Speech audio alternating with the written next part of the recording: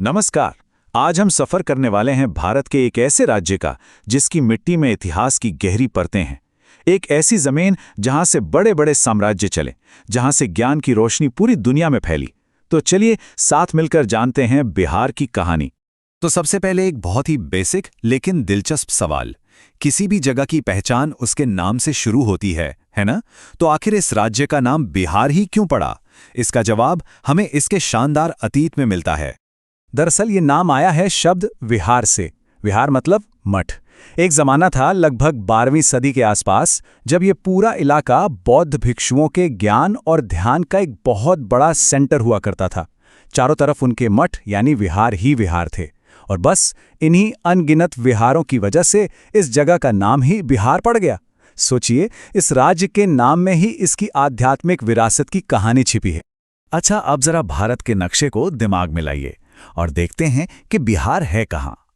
ये पूर्वी भारत का एक बहुत ही अहम राज्य है। इसके एक तरफ मतलब उत्तर में नेपाल देश है, और बाकी तरफ से ये पश्चिम बंगाल, उत्तर प्रदेश और झारखंड जैसे राज्यों से घिरा हुआ है। ये जो इसकी लोकेशन है ना, ये इसे सिर्फ भौगोलिक तौर पर ही नहीं बल्कि संस्कृति और व्यापार के नजरिए से भी बहुत खास बनाती है। चलिए अब इसकी शानदार अतीत में थोड़ा और गहरा उतरते हैं। देखिए, बिहार को यूं ही भारतीय सभ्यता का पालना नहीं कहा जाता। इसके पीछे ठोस वजह हैं। जरा इस बात की गहराई को समझिए। जब दुनिया के ज्यादातर हिस्सों में ताकतवर राजाओं का शासन था, तब बिहार की धरती पर दुनिया का पहला गणराज्य, पहला लोकतंत्र पनप रहा था। ये कोई छोटी मोटी बात नहीं है। यहां लोगों के चुने हुए प्रतिनिधि शासन चलाते थे। ये इस बात का सबसे बड़ा सबूत है कि ये भूमि हमेशा से सोच और विचारों में कितनी आगे रही है। इसका इतिहास तो मतलब किसी जबरदस्त फिल्म की कहानी जैसा है। प्राचीन काल में ये शक्तिशाली मगध साम्राज्य का दिल था। यहीं से पूरे भारत पर शासन होता था। फिर 6ठी सदी ईसा पूर्व में इसी मिट्टी से दुनिया को बौद्ध और जैन धर्म जैसी दो महान विचारधाराएं मिली। सदियों बाद 16वीं शताब्दी में शेरशाह सूरी जैसे महान शासक आए, जिन्होंने ग्रैंड ट्रंक रोड बनवाई। और फिर 18वीं सदी में बक्सर की लड़ाई के बाद ये ब्रिटिश राज का हिस्सा बन गया। हर दौर ने इस मिट्टी पर अपनी एक अलग छाप छोड़ी है। चलिए इतिहास से निकलकर अब जरा यहाँ के भूगोल पर नजर डालते हैं, क्योंकि बिहार की पहचान इसकी शक्तिशाली नदियों से भी है। ये नदियां जो यहाँ जीवन देती भी हैं और कभी-कभी सब कुछ छीन भी लेती हैं। और जब बिहार की नदियों की बात हो तो सबसे पहला नाम आता है माँ गंगा का। ये पवित्र नदी बिहार के ठीक बीच से होकर गुजरती है और इसे 2 हिस्सों में बांट देती है। ये सिर्फ एक नदी नहीं बल्कि बिहार की संस्कृति, इसकी अर्थव्यवस्था और इसकी पहचान की जीवन रेखा है। गंगा के कारण बिहार के ये जो 2 हिस्से बने हैं ना, ये एक दूसरे से काफी अलग हैं। जो उत्तरी बिहार है वहाँ कई सारी नदियां हैं और बारिश भी खूब होती है। नतीजा, यहाँ अक्सर बाढ़ का खतरा बना रहता है। वहीं जो दक्षिणी बिहार है वो थोड़ा ऊंचा इलाका है। यहाँ बाढ़ कम आती है और जमीन बहुत ज्यादा उपजाऊ है, जिसे हम जलोढ़ मिट्टी कहते हैं। ये खेती के लिए किसी वरदान से कम नहीं है। लेकिन नदियों की बात हो और कोसी का जिक्र न हो, ये हो नहीं सकता। ये वो नदी है जिसे अपनी विनाशकारी बाढ़ों की वजह से बिहार का शोक भी कहा जाता है। ये नदी हमें हमेशा याद दिलाती है कि प्रकृति जहां एक तरफ वरदान है, तो वहीं दूसरी तरफ एक बहुत बड़ी चुनौती भी। अच्छा, जमीन और नदियों की बात हो गई। अब बात करते हैं बिहार की असली जान की, उसकी असली ताकत की, यानी यहाँ के लोगों की और उनके काम की। हाल के सर्वे के हिसाब से बिहार की आबादी 13 करोड़ से भी ज्यादा है। जरा इस नंबर के बारे में सोचिए। ये दुनिया के कई बड़े बड़े देशों की कुल आबादी से भी ज्यादा है। यही वजह है कि बिहार भारत के सबसे घनी आबादी वाले राज्यों में से एक है।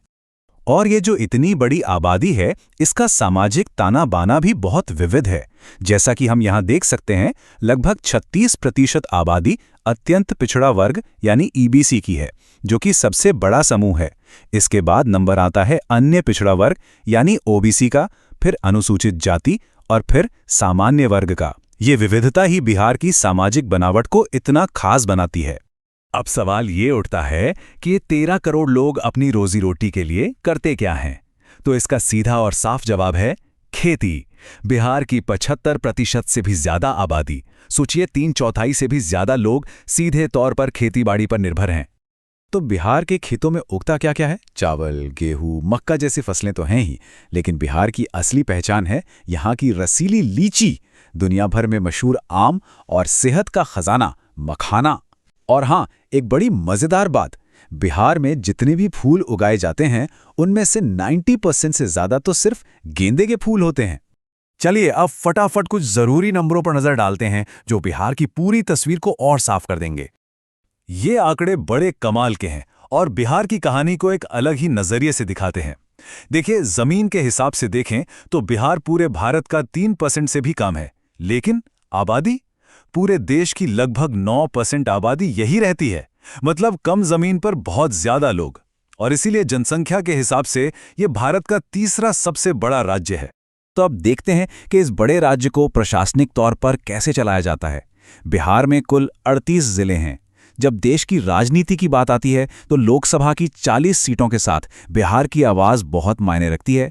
वहीं राज्य के अंदर विधानसभा में 243 सीटें हैं और विधान परिषद में 75 सीटें हैं, जो मिलकर यहाँ की राजनीतिक दिशा तय करती हैं। तो ये थी बिहार की एक झलक, एक ऐसा सफर जो हजारों साल पुराने साम्राज्यों से शुरू होकर आज की आधुनिक चुनौतियों तक पहुंचता है। तो अब सबसे बड़ा सवाल यही है कि क्या बिहार अपनी इस शानदार विरासत को अपनी सबसे बड़ी ताकत बनाकर भविष्य का एक नया रास्ता बना पाएगा? इसका जवाब सिर्फ बिहार ही नहीं, बल्कि हम सब देखना चाहेंगे।